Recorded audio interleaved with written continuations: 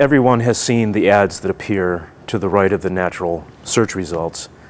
Some consumers don't know the difference between the natural ones and the paid ones. That's fine, many do. And the typical person performing a search, and this goes for whether it's retail pharmacy items or $1.2 million software packages.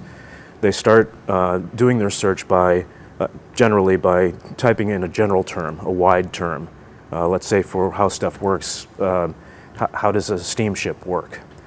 And they'll visit a site. Normally at the research phase, they'll click on the natural listings, but as they get more and more particular about what they're looking for, they more and more click on the advertisements.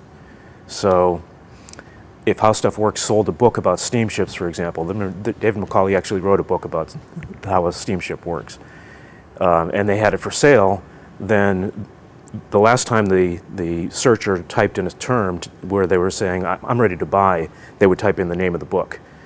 Now, the name of the book might not appear in the natural listings because it's a very particular term. So I would, on the behalf of How Stuff Works, bid on those keywords that I think would lead to a sale on their site. Okay, so I would, the advertisements on the site appear as a result of an auction system where I, as an advertiser, list all the words I predict searchers will type in, and then I say, I'm willing to pay 50 cents for a click on my ad when my ad appears.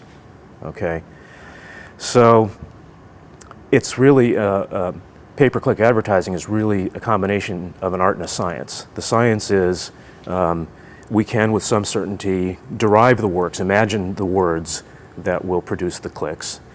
And that's a little bit of a science, but also an art, because you have to know what kinds of words people really type into the search box, which is pretty bizarre in some cases. Then the art part goes further when you write the ad, because the ads that appear have to be compelling enough and related enough to the search term that the person performing the search says, right, they know what I want, they have it on offer, I'll click here and I'll go to their site and I'll buy it. Okay, so the artistic part is just as artistic as magazine advertising writing. You know, you've got to make sure that you're meeting a need or a desire, and there's a clear call to action that produces the desired action, in this case buying something. And then there's another artistic part, which is linking the advertising copy to the copy on the page where they land. Because if these three things don't relate very well, that's the keywords, the ad that comes up, and the content of the page where they land on the website, then chances are the sale will not be made. So that's the artistic part. The scientific part is a person in my company has to pore over these statistics about who's clicking on what, how often, how much did it cost, how well are the keywords, advertising copy, and the landing pages lining up with each other.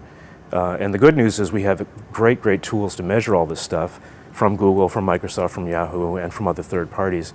The bad news, it produces a literally limitless amount of data that you can examine and should. So the whole process is a matter of using a company like mine, using imagination to come up with the words that we think people will type in, writing the words that they will respond to, and doing kind of this arbitrage. You know, it's almost like day trading, where you're constantly looking at the data of what's actually happening and making adjustments in the bid price, in the words that you're bidding on, in the words that you're using to describe the product. And the reason that all this billions of dollars are flowing from traditional advertising to online advertising is the fact that because of all of this data that we're able to examine, we know with certainty what works and what doesn't, and we know with certainty if we spend X, we'll get Y. We can calculate our ROI down to the penny. Okay, so if the advertiser says, I only want to pay $500 or $5,000 a day on advertising, we can, once the campaign has gotten started, tell them with certainty what the return on that investment will be. And that just doesn't occur in any other kind of advertising. It's a crapshoot in every other kind of advertising. You buy eyeballs in a magazine ad, and unless you have very sophisticated tracking, you have no idea what the return on the investment in that ad is. Right? Same with TV, same with radio, same with billboards on the highway.